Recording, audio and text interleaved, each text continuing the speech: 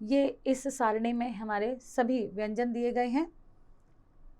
क से न तक व्यंजन है 5, कवर्ग बोला जाता है। आप देखेंगे कवर्ग, चवर्ग, टवर्ग जो भी वर्गों के हमने नाम दिए हैं, ये इनके प्रथम, जो वर्ग में प्रथम व्यंजन है उसके नाम से उस वर्ग का नाम दिया गया है। प्रथम क से आरंभ हो रहा है हमारा वर्ग, तो उसका नाम है कवर्ग। और कवर्ग में जो 5 व्यंजन है क, ख, ग, घ, ण।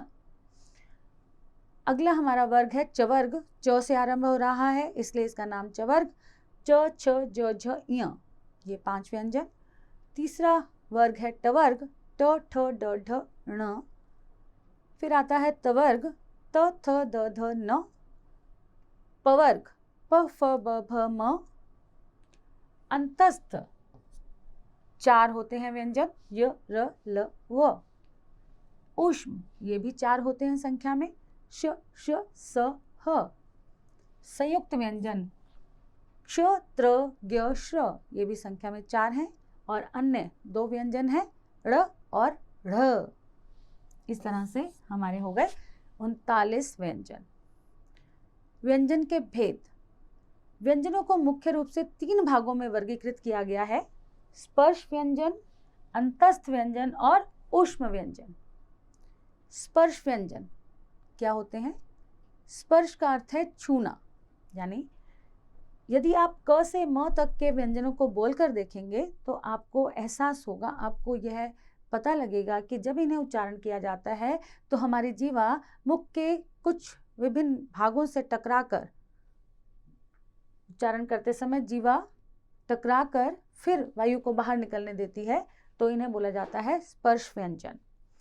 प्रत्येक वर्ग में जो 5 व्यंजन हैं, ये सभी क से म तक, इन्हें हमने किस प्रकार नाम दिया है?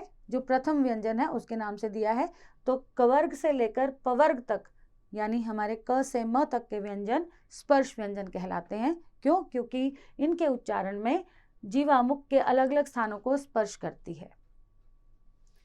अंतस्थ व्यंजन क्या होते हैं? अंतस्थ का मतलब है, इसका शाब्दिक अर्थ है मध्य में होना। जिन व्यंजनों के उच्चारण के समय जीवा लगभग मध्य में ही रहती है और किसी भी भाग को पूर्ण रूप से स्पर्श नहीं करती, वे व्यंजन होते हैं हमारे अंतस्थ, जो हमने बताया 4 हैं, य, र, ल, व। ऊष्म व्यंजन। ऊष्म यानी गर्मी होना, ऊष्मा गर्मी होती है, यानी कुछ ऐसे हमारे 4 व्यंजन हमारे शामिल हैं हिंदी वर्णमाला में, जिन्हें उच्चारित करते समय हमारी श्वास वायु गर्म हो जाती है। क्यों? क्योंकि श्वास वायु रगड़ खाती है, तो इसलिए ऊष्मा उत्पन्न होती है, इसीलिए उन्हें बोला गया ऊष्म व्यंजन। ये भी संख्या में 4 हैं, श, श, स, ह। संयुक्त व्यंजन। जब 2 या 2 से अधिक व्यंजनों का योग करके एक नया व्यंजन बन जाता है, उन्हें बोला जाता है संयुक्त व्यंजन, जो कि 4 हैं संख्या में। कौन कौन से हैं? क्ष, त्र, ज्ञ, श्र। देखिए, क्ष, त्र, ज्ञ और श्र किस तरह से मिलते हैं यहाँ पर व्यंजन, हम देख लेते हैं। क्ष, इसमें कौन कौन से 2 व्यंजन मिले हैं? क और श।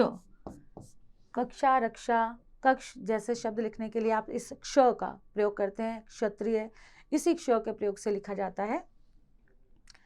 त्र, त्रिशूल, त्रिदल, त्रिदेव, इस तरह से जब शब्द हम लिखते हैं तो त्र का प्रयोग करते हैं। और त्र के लिए हमें चाहिए त जमा र, त्र। ज्ञ लिखने के लिए हमें चाहिए ज जमा ञ, ज्ञ बन जाता है। और श यदि हम लिखना चाहते हैं तो रहेगा श जमा र। इस तरह से ये हमारी हिंदी भाषा में 4 संयुक्त व्यंजन हैं। द्वित्व व्यंजन, नाम से ही स्पष्ट हो रहा है, द्वित्व यानी डबल होना। जब एक ही प्रकार का व्यंजन 2 बार प्रयोग हो जाता है उसे द्वित्व व्यंजन कहते हैं। एक जैसे 2 व्यंजनों का एक साथ आ जाना द्वित्व व्यंजन कहलाता है। जैसे यदि हम लिखना चाहें उत्तर, तो उत्तर लिखते समय हमारा यह त, उत्तर में त 2 बार प्रयोग हुआ। इस प्रकार यदि हम सज्जन लिखना चाहते हैं तो जो 2 बार प्रयोग होगा, आधा ज और पूरा ज। यहाँ भी उत्तर में भी आधा तो और पूरा तो हमने प्रयोग किया था। इसी प्रकार उद्देश्य लिखना चाहते हैं तो आधा द कैसे लिखते हैं, द के नीचे हलंत लगाकर। प्रसन्न, आधा न पूरा न। 2 बार जब भी आएगा तो पहला जो आप व्यंजन लिखेंगे आधा लिखेंगे और दूसरी बार वही व्यंजन जब रिपीट हो रहा होता है उसे पूरा लिखा जाता है। हिस्सा, आधा स पूरा स। गन्ना, पहले आधा न फिर पूरा न। इस तरह से आपने जाना कि द्वित्व व्यंजन किस प्रकार लिखे जाते हैं। बच्चों, अब हम करते हैं व्यंजनों का वर्गीकरण। व्यंजनों का वर्गीकरण 3 वर्गों में किया गया है। प्रथम वर्ग है उच्चारण स्थान के आधार पर। ध्वनियों के उच्चारण के समय हमारी श्वास वायु एक महत्वपूर्ण भूमिका निभाती है। जब भी हम किसी ध्वनि का उच्चारण करते हैं, बोलते हैं, तो श्वास वायु नलिकाओं से निकलती है, जीवा से संबंध स्थापित करती है और मुख के विभिन्न भागों को छूते हुए बाहर निकलती है। और जब वह बाहर निकलती है, छूते हुए टकराती है, तो वहाँ कंपन उत्पन्न होती है, जिसकी वजह से ध्वनि उत्पन्न होती है। और वह कंपन ध्वनि क्या कहलाती है, वर्ण।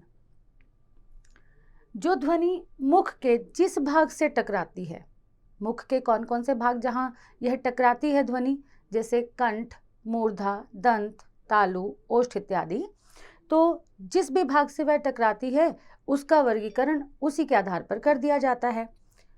यहाँ इस दृष्टि से हमने व्यंजनों को 9 भागों में बांटा है।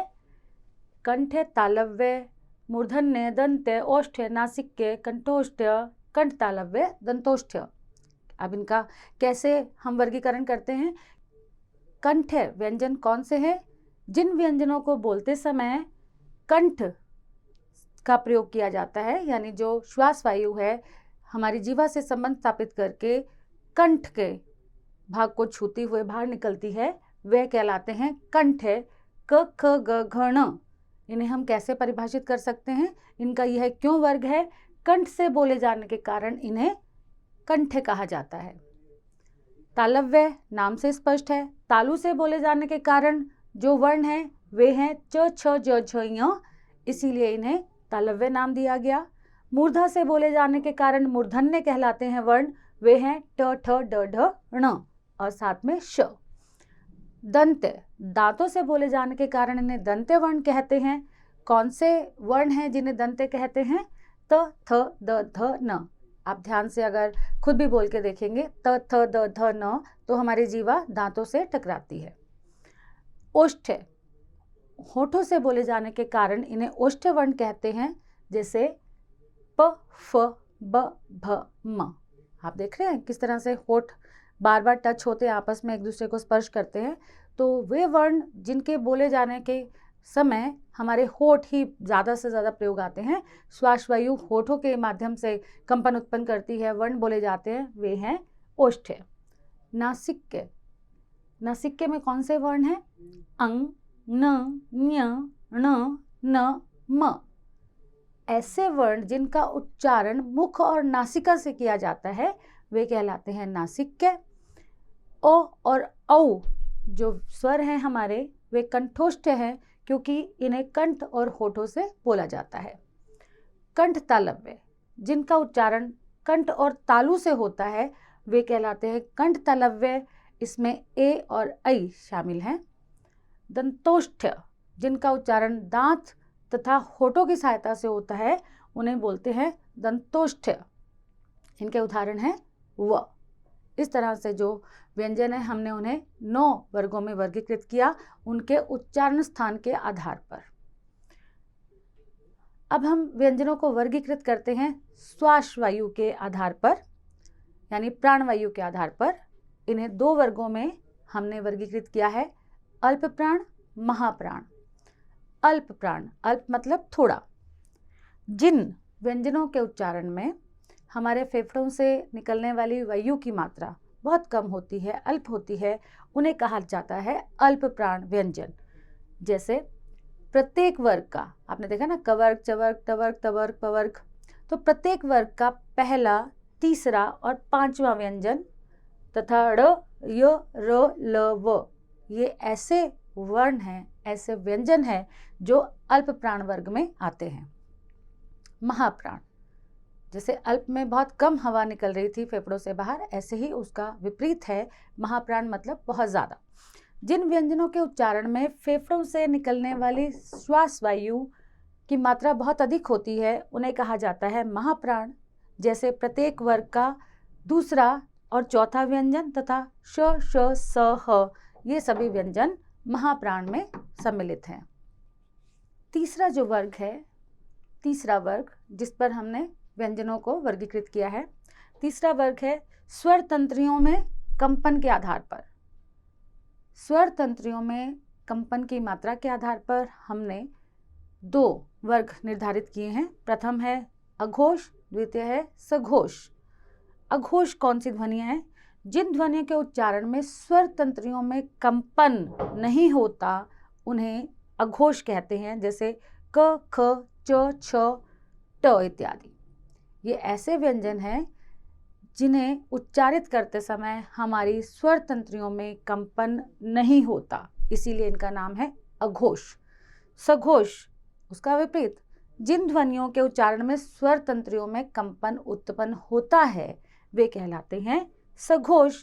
सघोष में कुछ वर्ण इस तरह से हैं व्यंजन ग, घ, ण, ज, झ, ञ, ड इत्यादि।